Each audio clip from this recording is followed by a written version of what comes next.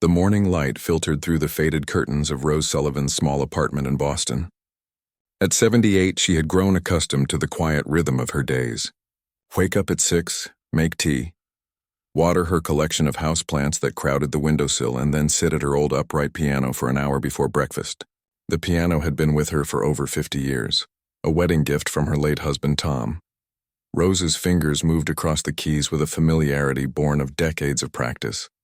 Though slightly stiff with arthritis in the mornings, they still remembered every note of Chopin's Nocturne in E-flat major. The piece had been her favorite since she was a girl of 16, dreaming of concert halls and standing ovations. The telephone's shrill ring interrupted her playing. Rose sighed, reluctantly lifting her hands from the keys. Few people called her these days. Perhaps her daughter Elaine checking in from California, or Dr. Patterson's office reminding her of an appointment. "Hello?" Rose answered, tucking a strand of silver hair behind her ear. "Good morning. Am I speaking with Rose Sullivan?" The voice on the other end was bright and enthusiastic, belonging to a young woman who introduced herself as Heather Clark. "Yes, this is Rose," she replied cautiously. "Wonderful. I'm calling from Morning Spotlight, the daytime television show.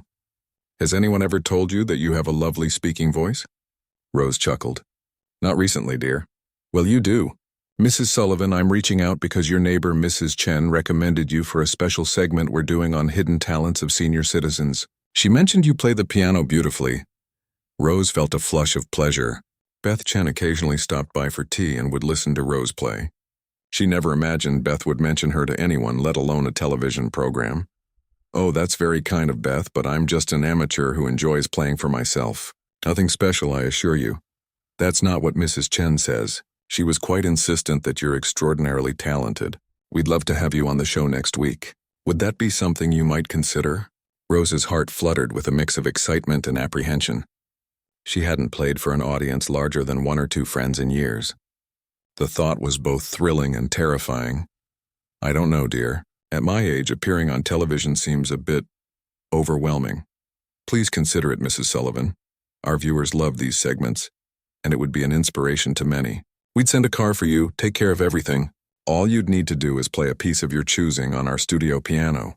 What Heather didn't say, what Rose couldn't know, was that Morning Spotlight had recently changed producers. The new production team had shifted the show's format to boost falling ratings, introducing segments designed to create viral moments at the expense of unsuspecting guests. The Hidden Talents segment had become particularly popular, not for showcasing genuine ability but for the awkward, often embarrassing performances that became fodder for internet memes. "Could I think about it?" Rose asked. "Of course! I'll call you tomorrow for your decision. It would be for next Tuesday's show." After hanging up, Rose walked to the window and gazed down at the busy street below. When was the last time she'd done something unexpected? Tom had been gone for 12 years now. Her children were grown with lives of their own, calling dutifully on Sundays but rarely visiting. The days blended together in a gentle but predictable routine. Rose returned to her piano, running her fingers lightly over the keys without pressing them. There had been a time long ago when music was everything to her. She'd studied at the New England Conservatory, earning a scholarship that her working-class parents could never have afforded. Her teachers had spoken of potential, of a future in concert halls across Europe. Then she'd met Tom, fallen in love, and chosen a different path. She never regretted her choice, the family they built together, the life they shared. But sometimes in quiet moments, she wondered what might have been. Rose played a few chords of Debussy's Clair de Lune, a piece she'd perfected in her student days. Her fingers remembered, moving with surprising agility despite the years. Could she really play on television? What would her grandchildren think, seeing their grandmother on a popular show? When Heather called the next day, Rose surprised herself by saying yes. The weekend passed in a blur of nervous practice. Rose found herself at the piano for hours, longer than she'd played in years. She chose Chopin's Ballade No. 1 in G minor, challenging enough to showcase her technique if it went well, but familiar enough that she could play it even with nerves. On Sunday, she called her daughter to share the news. "You're doing what?" Elaine sounded concerned rather than excited. "Mom, are you sure about this?" "What do you know about this show?" "It's that morning program with the handsome host, Doug Foster." The one with the cooking segments and celebrity interviews. I know the show, Elaine said carefully, but it's changed recently. I've heard it's become more exploitative. Are you sure they're not just looking for ways to make fun of older people? Elaine, that's a terrible thing to say. The producer was very kind on the phone. Of course she was, Mom. Just be careful, okay? Do you want me to fly out there? Don't be silly. It's just a little television appearance. I'll be fine. After hanging up, Rose felt a flicker of doubt. Was Elaine right? She turned on her small television and found a recent episode of Morning Spotlight to watch. The show seemed innocent enough, though the host Doug Foster did seem to smirk a bit during interviews and some segments appeared designed to create uncomfortable moments. Still, surely they wouldn't invite an elderly woman onto the show just to mock her. By Tuesday morning, Rose's stomach was in knots. She'd barely slept, playing sections of the Chopin piece over and over in her mind. The car the show sent arrived promptly at 7, a sleek black sedan with a polite young driver who helped her with her seatbelt and asked if the temperature was comfortable. First time on television, Mrs. Sullivan?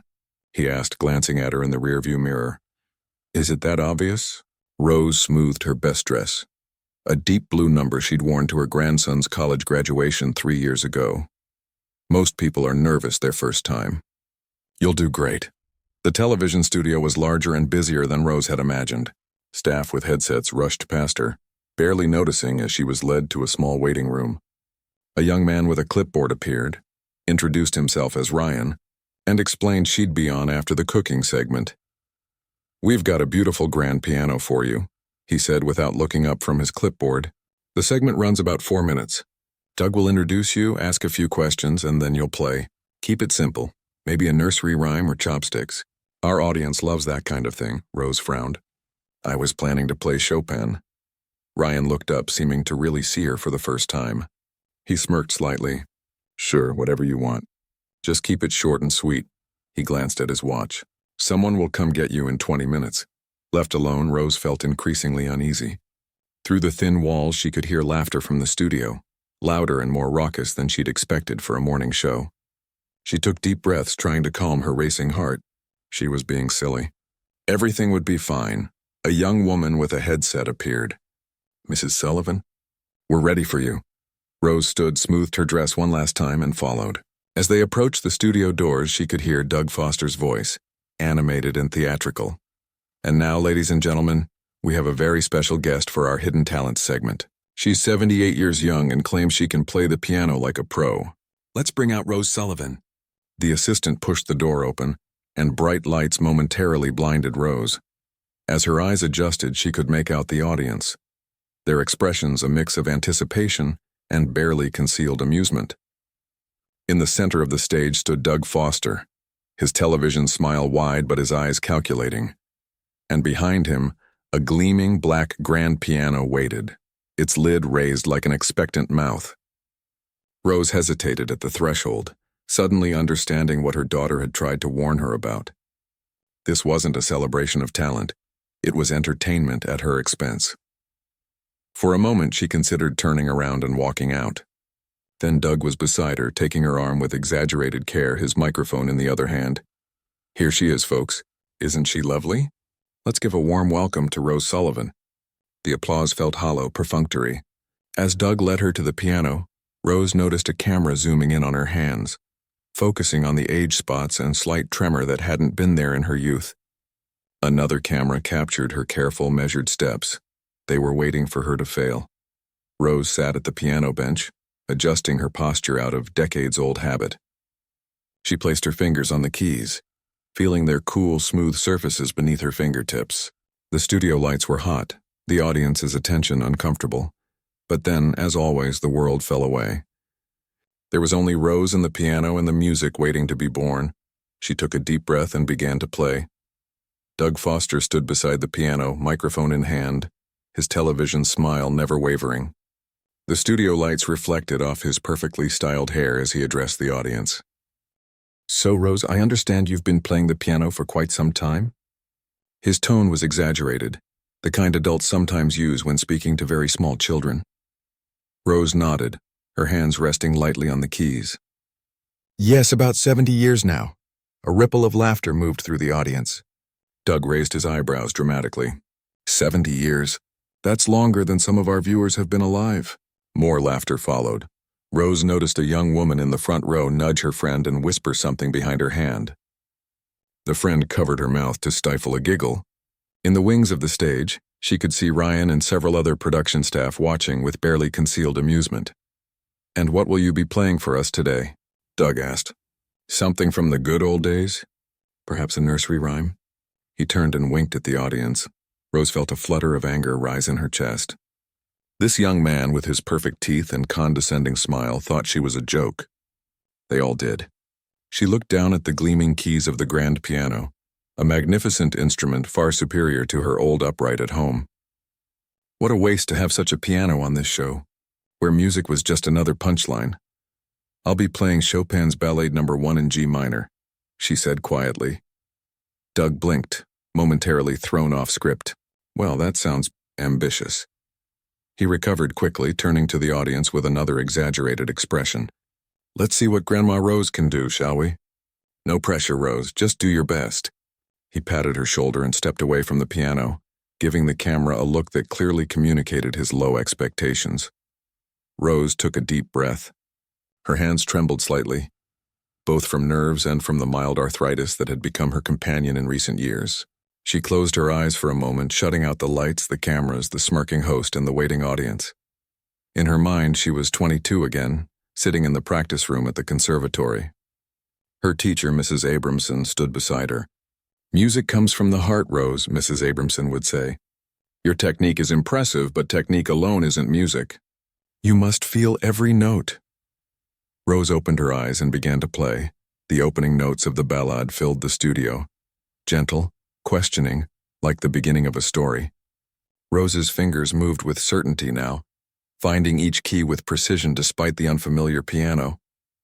The tremor in her hands disappeared as muscle memory took over. In the control booth, the director frowned at his monitor.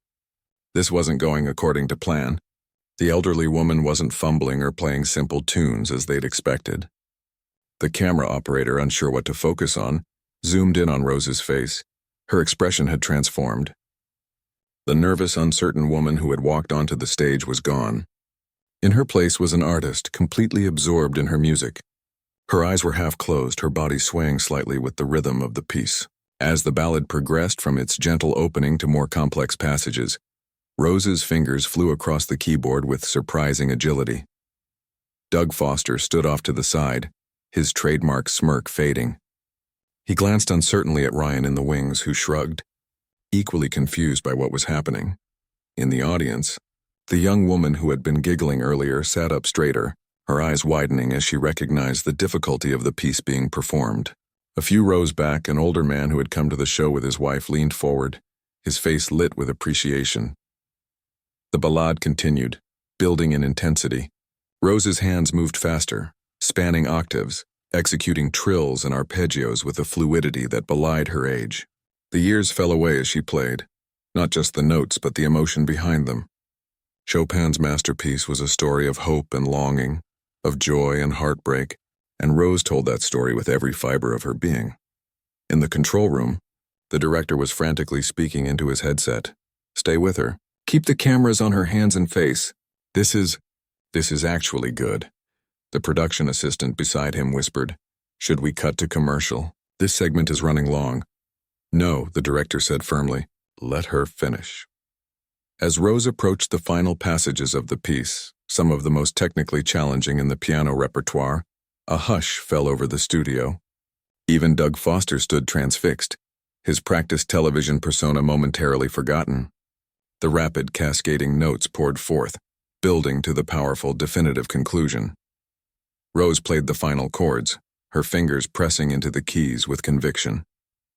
The last notes hung in the air for a moment before fading away. Silence. Rose sat motionless, her hand still resting on the keyboard, catching her breath. For a moment, she'd forgotten where she was, lost in the world that existed only in music. Now returning to reality, she became aware of the absolute quiet in the studio. Had she embarrassed herself? Had her playing been worse than she thought? The arthritis in her hands began to ache again, a dull reminder of her age and limitations. Rose slowly lifted her fingers from the keys and placed her hands in her lap, waiting for the polite, awkward applause that would surely follow. But the silence stretched on for another beat. And then, it started with one person clapping, then another joined in, and suddenly the entire audience was on their feet. The applause thundered through the studio, accompanied by cheers and whistles. Rose turned on the bench, startled by the reaction. In the front row, the young woman who had been giggling earlier was wiping tears from her eyes. The older man was clapping with particular enthusiasm, nodding at Rose with deep respect. Even the production staff in the wings were applauding, Ryan's clipboard hanging forgotten at his side. Doug Foster, after a moment of stunned immobility, rushed to the piano. For once, his smile seemed genuine, if bewildered. "Ladies and gentlemen," he said into his microphone, raising his voice to be heard over the continuing applause. "Rose Sullivan." Rose felt tears pricking at her eyes. It had been so long, so very long, since she had played for an audience, even longer since she had received such a response. The years of playing alone in her apartment with only her memories for company fell away. In this moment, she was both the young woman who had dreamed of concert halls and the elder who had lived a full life beyond those dreams. As the applause finally began to subside, Doug knelt beside the piano bench, bringing his microphone to Rose's level. "Rose," he said, and for the first time since she'd arrived, he spoke without condescension or artificial enthusiasm. That was extraordinary. I don't think any of us expected. I mean, where did you learn to play like that?" Rose smiled, her composure returning. "The New England Conservatory many years ago." "You studied professionally?" "Yes, I had a scholarship. My teachers believed I had potential." "Potential?" Doug shook his head in disbelief. "That was mastery. Why didn't you pursue a career in music?" The question struck Rose with unexpected force. How could she explain the complexities of a life's choices in this bright, artificial setting? How could she make this young man understand the world as it had been for a woman of her generation? "Life takes unexpected turns," she said simply. "I met my husband, Tom. We started a family. Music became something private, something I did for myself." Doug seemed genuinely curious now. "Do you regret it? Not becoming a professional pianist?" Rose considered the question. Behind her life with Tom, the joys and sorrows, the children they'd raised, the quiet evenings when she'd played while he listened from his armchair, all of it flashed through her mind. "No," she said finally. "I don't regret the life I chose. But I never stopped playing. Music has been my constant companion." The director's voice came through Doug's earpiece. "Ask her if she'll play something else after the commercial break." The phones are lighting up. People are calling in about her. Doug blinked, surprised by the instruction. "Rose, would you consider playing another piece after we take a short break? Our viewers would love to hear more." Rose felt a spark of joy she hadn't experienced in years. "Yes," she said. "I'd be happy to." As the show cut to commercial, staff members rushed onto the stage. Someone handed Rose a glass of water. Others adjusted the lighting and camera angles. Doug huddled with Ryan and the director, all three of them gesturing animatedly. Rose sipped her water, watching the activity swirl around her. She had come here expecting at best polite applause for an elderly woman's hobby. Instead, she had reconnected with a part of herself she had thought was visible only to her. The artist who had never really disappeared, just gone quiet for a while. As the floor manager counted down to the end of the commercial break, Rose placed her glass aside and turned back to the piano. Her hand still ached, but it was a good ache, the kind that came from doing something meaningful. She flexed her fingers and placed them once again on the keys, ready to play not for the audience or the cameras, but for the pure joy of bringing music into the world. The red light on camera one blinked back to life. Doug Foster's expression had transformed during the commercial break, the smug amusement replaced by genuine enthusiasm. He stood center stage, microphone in hand, his posture more respectful than it had been just minutes ago. "Welcome back to Morning Spotlight. If you're just joining us, you've missed something truly remarkable. Our guest today is Rose Sullivan, who has absolutely stunned us with her piano playing." He turned toward Rose, who sat straight-backed on the piano bench. "Rose, I think I speak for everyone when I say we're eager to hear more. What will you play for us next?" Rose's mind raced through her repertoire. What would be fitting for this unexpected moment? She thought of the pieces she loved most, the ones she returned to again and again in the solitude of her apartment. I think I'll play Debussy's Clair de Lune, she said, her voice steadier now. A murmur of recognition rippled through the audience. Even those who didn't know classical music likely recognized the piece. Its gentle, shimmering quality had made it popular in films and commercials over the years. Wonderful, Doug said, stepping back. Ladies and gentlemen, Rose Sullivan playing Clair de Lune. The studio lights dimmed slightly, a touch from the lighting director who had made a split-second decision to create a more appropriate atmosphere. In the soft blue glow, Rose began to play. The opening notes of Debussy's masterpiece floated into the air, delicate as moonlight on water. Where Chopin's ballade had been passionate and dramatic, this piece was ethereal and contemplative. Rose's fingers moved with a gentleness that belied their earlier power, coaxing rather than commanding the notes from the piano. In the control room, the director was on the phone with the network executive. I know we're running over, but trust me, you want to keep this live.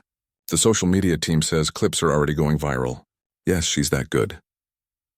The camera operators had abandoned their usual routine, instead focusing on capturing the magic unfolding before them. One zoomed in on Rose's hands dancing across the keys with the grace of a lifetime's dedication. Another framed her face, serene and transported, every line telling the story of years lived fully.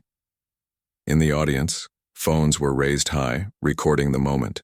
A young man in the back row was live-streaming the performance, his followers' comments popping up faster than he could read them. Who is she? This is incredible. I'm crying right now. As Rose played the familiar rising arpeggios in the middle section, building toward the piece's emotional peak, the entire studio seemed to hold its breath. The notes cascaded like starlight, filling the space with something rare and precious, a lifetime of emotion expressed through music.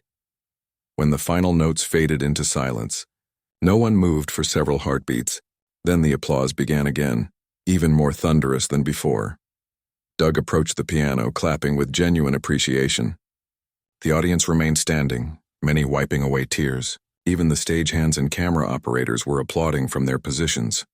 Rose, Doug said, his voice thick with emotion. That was simply beautiful. I don't think any of us expected this kind of performance today. Rose smiled, feeling a warmth spread through her chest. Neither did I, to be honest. I have to ask, and forgive me if this seems forward, but why haven't we heard of you before? With talent like yours, you could have had a remarkable career. Rose smoothed her dress, considering her answer. Life takes different paths for different people. For me, music was always personal, something I did for love rather than recognition. But you studied professionally, you said? Yes, many years ago. I was 20 when I received a scholarship to the conservatory. My teachers had high hopes. Doug seemed genuinely curious now. What happened? Rose paused, remembering those long-ago days with a clarity that surprised her. I met Tom, my husband, during my second year. He was studying engineering and came to a student recital. He sat in the front row and couldn't take his eyes off me. She smiled at the memory.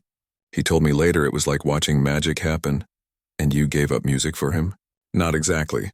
Rose shook her head gently. In those days, it wasn't easy for a woman to have both a family and a career in classical music. The touring, the practice hours. I chose family, but Tom made sure I had my piano. He worked extra shifts to buy me that upright that's still in my living room. In the front row of the audience, an elderly gentleman nodded in understanding. His wife squeezed his hand, perhaps sharing a similar memory of choices made and roads not taken.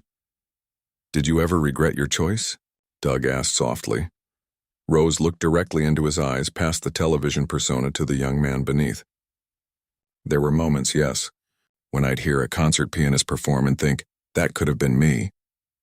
But then I'd go home to Tom and our children, and I knew I had made the right choice for me. Music remained my joy, my solace.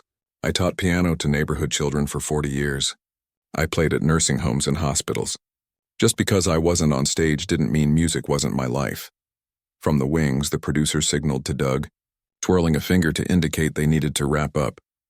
Rose, I wish we had more time, but our show is actually running over. Doug looked genuinely disappointed.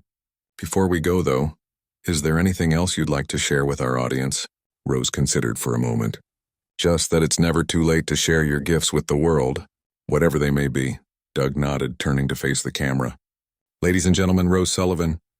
We'll be right back with our cooking segment after these messages. As the on-air light blinked off, the studio erupted into activity. Staff members rushed around, preparing for the next segment. The audience continued to applaud, some standing to get a better view of Rose as she rose from the piano bench. A young woman with a headset approached Rose. "Mrs. Sullivan, that was absolutely amazing.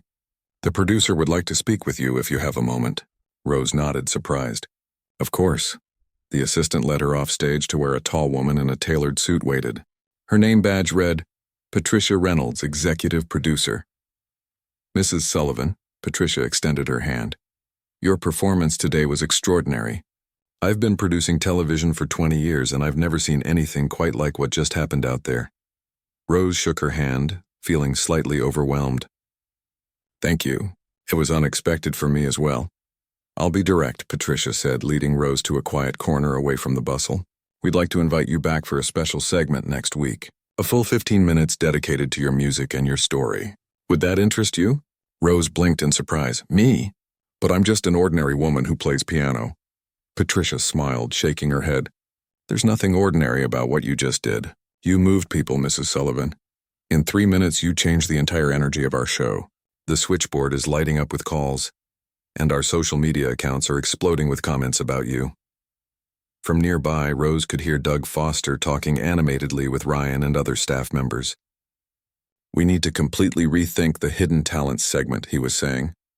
"Find people with genuine abilities, not just—" He caught himself, perhaps remembering the show's previous approach, but the excitement in his voice was unmistakable. "I'm not sure," Rose said hesitantly. This was all rather overwhelming. "Think about it." Patricia handed her a business card. "Call me tomorrow with your decision. No pressure." As Rose was escorted back to the dressing room to collect her purse, people stopped her along the way. Makeup artists, camera operators, even the janitor who had paused his work to listen to her play. Each had a word of praise, a question, or simply wanted to shake her hand. In the dressing room, Rose sat down heavily in front of the mirror. Her cheeks were flushed, her eyes bright. She barely recognized herself, this woman who had just performed on national television, who had moved an audience to tears and was now being invited back for more. She fumbled in her purse for her cell phone, a simple flip phone her daughter had insisted she carry for emergencies. With trembling fingers, she dialed Elaine's number. "Mom?" Elaine answered on the second ring. "How did it go?" "Are you okay?" "Elaine, dear?" Rose's voice quavered slightly. "Something remarkable has happened." "What? Did they make fun of you?"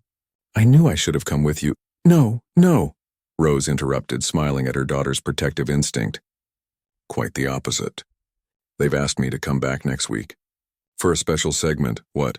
Elaine's surprise was audible. "Really? What happened?" "I played, dear. I just played."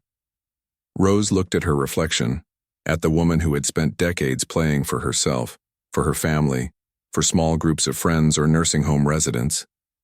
The woman who had thought her chance at a larger audience had passed long ago. And people listened. There was a knock at the dressing room door. The driver was waiting to take her home. "I have to go now," Rose told her daughter. "I'll call you tonight and tell you everything." "But Elaine?" "Yes, Mom? I think I'm going to say yes to next week." As she closed the phone and gathered her things, Rose felt something she hadn't experienced in many years, the flutter of anticipation of new possibilities opening before her. At 78, an age when many believed the most significant chapters of life were closed, Rose Sullivan was discovering that perhaps her story wasn't finished after all. It was, in fact, taking an unexpected and thrilling new turn. Rose's apartment felt different when she returned home that afternoon. The same faded curtains hung by the windows, the same collection of framed family photos lined the bookshelf, and her old upright piano still stood against the wall where it had been for decades. Yet something had changed. Perhaps it was Rose herself. She placed her purse on the side table and walked slowly to the piano.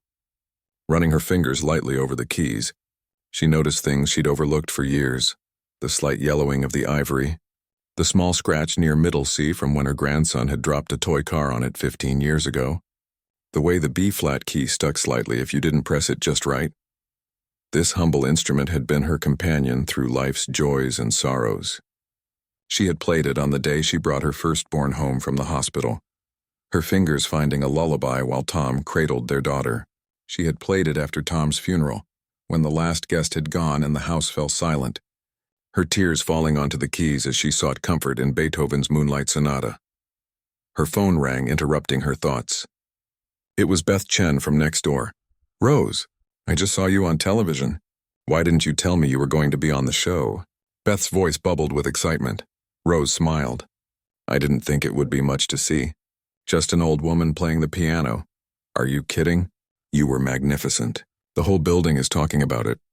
Mr. Rodriguez from 3B recorded it and showed it to everyone in the lobby. We had no idea you played like that." "Thank you, Beth. That's very kind." "Kind? It's the truth." "Oh, someone else is calling me, probably about you." "I'll come by later." Rose hung up, bemused. Her quiet life was suddenly not so quiet. Over the next hour, her phone rang repeatedly. Old friends who had seen the show, her son calling from Chicago, even her piano student from 30 years ago who had recognized her while watching with her own children. By evening, Elaine had called twice more, each time with news of another social media milestone. "Mom, a clip of you playing is trending on something called TikTok. My colleague's teenage daughter showed it to her. You have fans who weren't even born when you were my age." Rose laughed. "That's ridiculous." "It's wonderful is what it is," Elaine insisted. "Have you decided about next week's show?"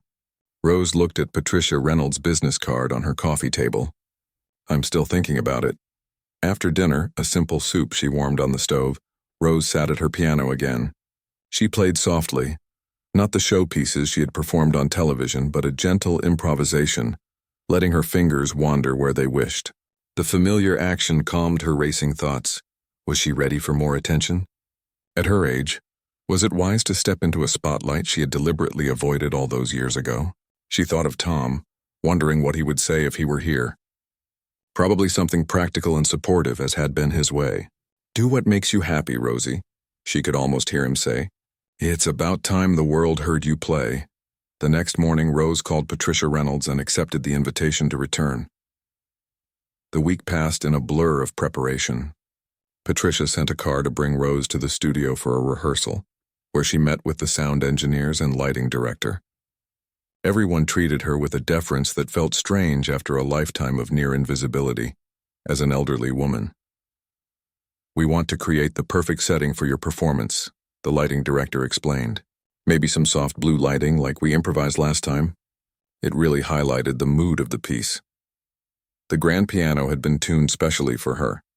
The piano tuner, a middle-aged man with gentle hands, told her he had seen her performance online. "It was a privilege to watch," he said, making a final adjustment to the strings. "My mother played piano all her life too, never professionally. Your performance reminded me of her." At home, Rose practiced more diligently than she had in years. Her arthritic hands protested sometimes, but she worked through the stiffness, applying the heat packs her doctor had recommended. She selected her pieces carefully, a Bach prelude to showcase her technical precision, another Chopin piece that had always moved her, and a surprise for the finale. The night before her return appearance, Elaine arrived from California. "I wouldn't miss this for the world," she said, hugging her mother tightly. "Dad would have been so proud." They stayed up late looking through old photo albums. There was Rose at her first piano recital at age 7, sitting too far from the keys on a bench that was too high. Rose and Tom on their wedding day, young and radiant. Rose at the old upright, pregnant with Elaine, Tom's hand on her shoulder. "I found this in Dad's things after he died," Elaine said, pulling a yellowed program from between the album pages. "I don't think you ever knew he kept it." Rose took the fragile paper. It was the program from her final student recital at the conservatory, before she had left to marry Tom. Her name was listed as the featured performer, playing Rachmaninoff's Piano Concerto No. 2.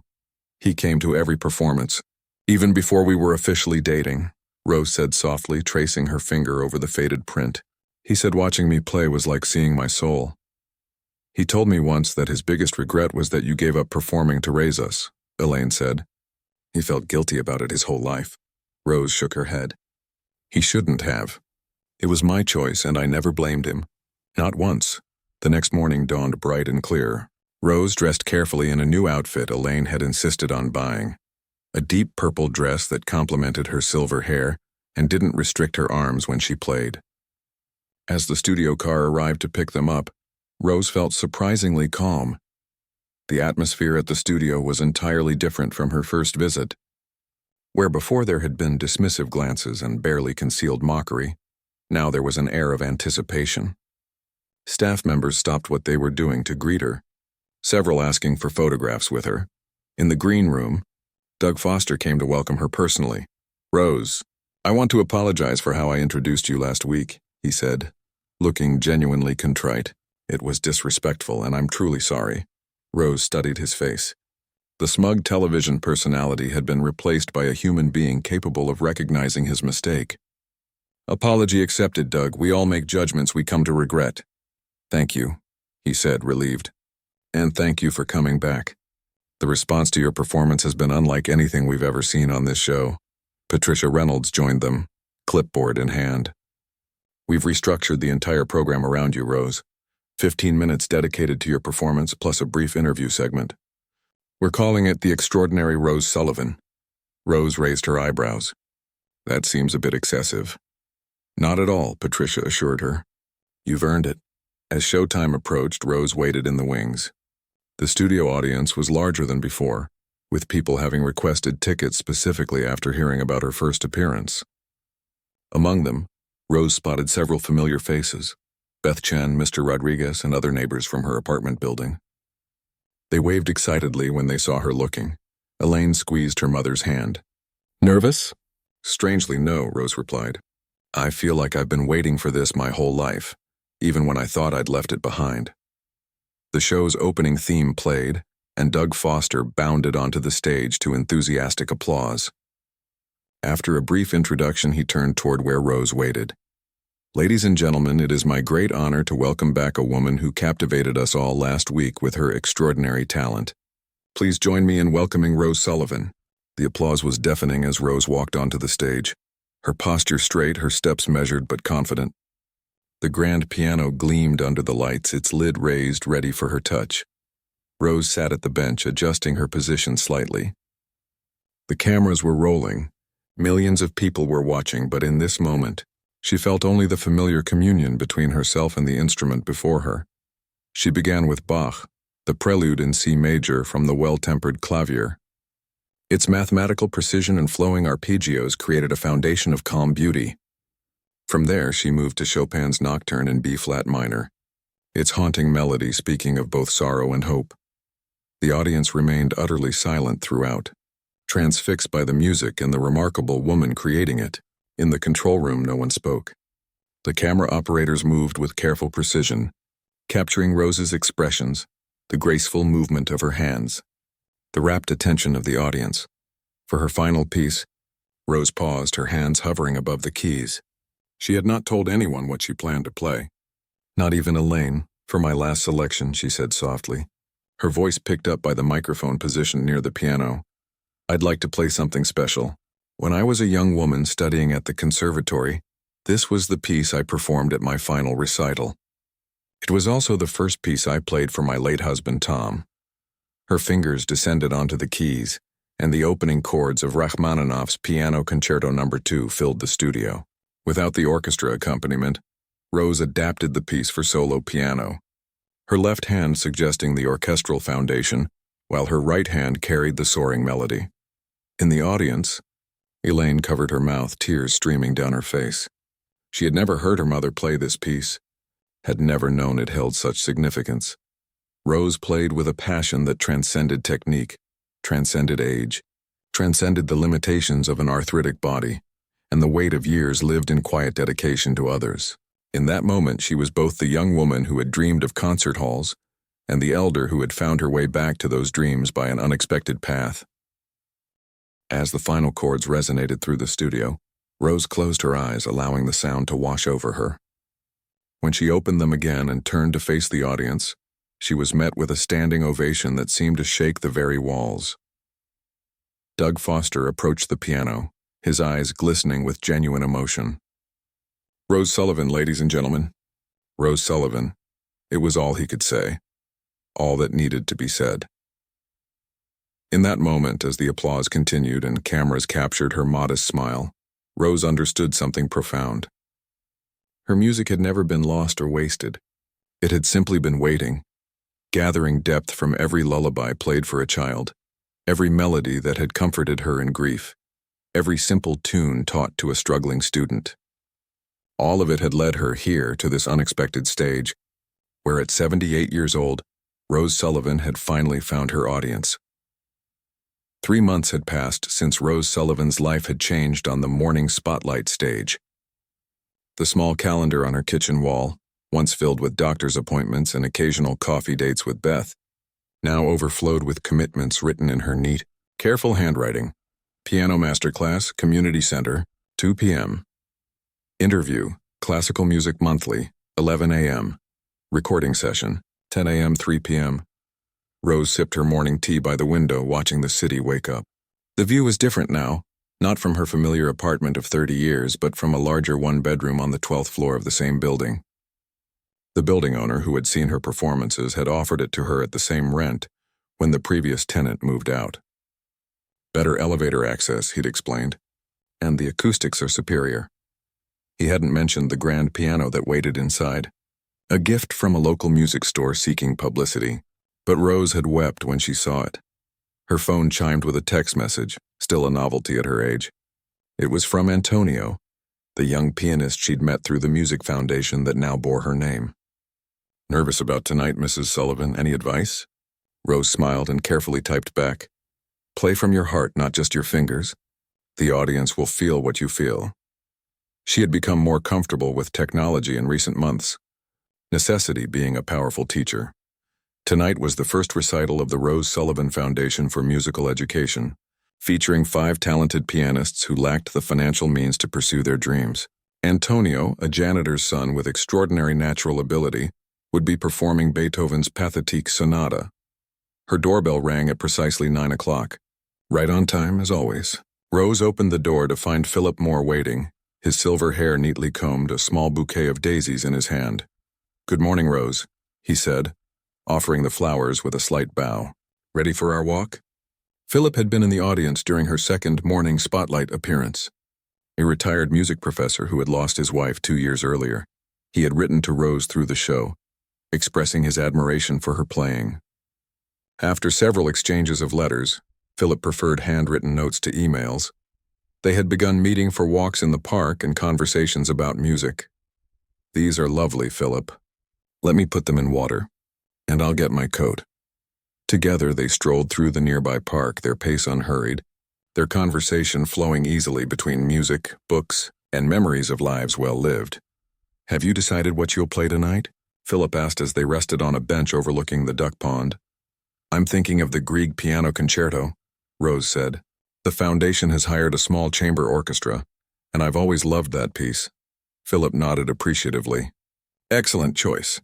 Not too demanding on your hands, but still impressive enough to inspire the students." Rose had been mindful of her physical limitations as her performance schedule increased. Her doctor had prescribed exercises for her arthritis and recommended no more than 2 hours of playing daily. Some days were better than others, but Rose had learned to work with her body rather than against it. "How's your son taking all this newfound fame?" Philip asked, his eyes crinkling with amusement. Rose laughed. "Robert is still adjusting. When I called him about the Carnegie Hall invitation, he nearly dropped the phone. He keeps saying, 'Mom, you're going viral,' as if I should understand exactly what that means." Philip chuckled. "My grandchildren tried to show me something called TikTok. Apparently there are young piano students posting videos of themselves attempting to play like you. They call it the Rose Sullivan Challenge." Goodness, Rose shook her head in wonder. Who would have thought? After their walk, Philip escorted Rose to the recording studio where she was working on her first album, a collection of the pieces that had meant the most to her throughout her life. The producer, Vincent Hall, greeted her warmly as she entered. "Rose." "Perfect timing. We've finished mixing the Chopin pieces, and I'd love for you to hear them before we move on to the Debussy this afternoon." The studio was a comfortable space, designed to put artists at ease. Rose settled into the cushioned chair while Vincent played back her recordings. Her own music filled the room, the nocturnes and waltzes she had played for decades in the privacy of her apartment, now captured professionally for others to hear. What do you think? Vincent asked when the playback finished. Any adjustments needed? Rose listened critically. Her playing wasn't perfect. She wasn't a 25-year-old virtuoso with flawless technique. There were occasional hesitations, slightly uneven trills in places where her arthritis affected her finger mobility. But there was also something else, something that couldn't be taught or practiced. A depth of feeling, a lifetime of emotion translated into sound. It's honest, she said finally. It sounds like me, Vincent smiled. That's exactly what makes it special, Rose. There are plenty of technically perfect recordings in the world, but yours has soul. After the recording session, Rose returned home to rest before the evening's recital. As she lay on her couch, she thought about how quickly life could change. Just months ago, she had been an anonymous elderly woman, the kind people often overlooked or dismissed. Now her story had touched thousands. Her music had reached ears she never thought would hear it. The television show had been just the beginning. After her second appearance, a video of her performance had spread across the internet, catching the attention of music critics, pianists, and ordinary people moved by the sight of a 78-year-old woman playing with such passion. The most unexpected outcome had been the foundation. It had started with a phone call from Barbara Williams, a wealthy philanthropist who had been moved to tears by Rose's story. I was going to donate a piano to an inner-city school, Barbara had explained. But then I thought, why not do more? Would you consider letting us use your name for a foundation to support music education for students who can't afford it? Rose had agreed on one condition, that she would be actively involved, not just a figurehead. Now 3 months later, the Rose Sullivan Foundation had already provided scholarships to 15 promising students and donated instruments to 3 community centers in low-income neighborhoods. The evening's recital would be its public debut, with all 5 scholarship recipients performing, followed by Rose herself playing with a small chamber orchestra. Tickets had sold out within hours of being announced. As Rose dozed lightly on her couch, memories drifted through her mind. Her childhood piano lessons in a small apartment much like the one she'd lived in most of her adult life. Her teacher, Mrs. Abramson, telling her she had the touch. The weight of her father's hand on her shoulder when she'd won her scholarship. Tom's face in the audience at her final conservatory recital. The years of playing for herself while raising her children. And now this unexpected final act in her life's performance. Her alarm chimed softly, rousing her from her thoughts. Time to prepare for the recital. Rose dressed carefully in the midnight blue gown Elaine had helped her select. Elegant but comfortable enough to allow freedom of movement at the piano. As she fastened her pearl earrings, Tom's gift on their 40th anniversary, there was a knock at her door. It was Philip, looking distinguished in a dark suit, come to escort her to the concert hall. Your carriage awaits, madam, he said with a playful bow. The recital hall was filled to capacity when they arrived. Backstage, the 5 student performers waited nervously, dressed in their best clothes, some pacing, others sitting quietly with closed eyes, mentally rehearsing their pieces. Antonio rushed to greet Rose, his young face tight with anxiety. Mrs. Sullivan, I'm so nervous I can hardly breathe. Rose took his trembling hands in her steady ones. That's how you know it matters to you. Channel that feeling into your music. She spoke briefly with each student, offering words of encouragement tailored to their personalities. To shy Lily, she emphasized the joy of the music itself. To perfectionist David, she reminded him that emotion was as important as precision. To confident Zoe, she suggested focusing on the story within the piece, rather than technical display. From the wings, Rose watched as they performed one by one. None were perfect. All had momentary lapses or small technical errors, but each played with heart, with the unique voice that made music more than just notes on a page. When it was Rose's turn, she walked onto the stage to thunderous applause. The small chamber orchestra was already seated, the conductor waiting with a respectful nod. Rose settled her,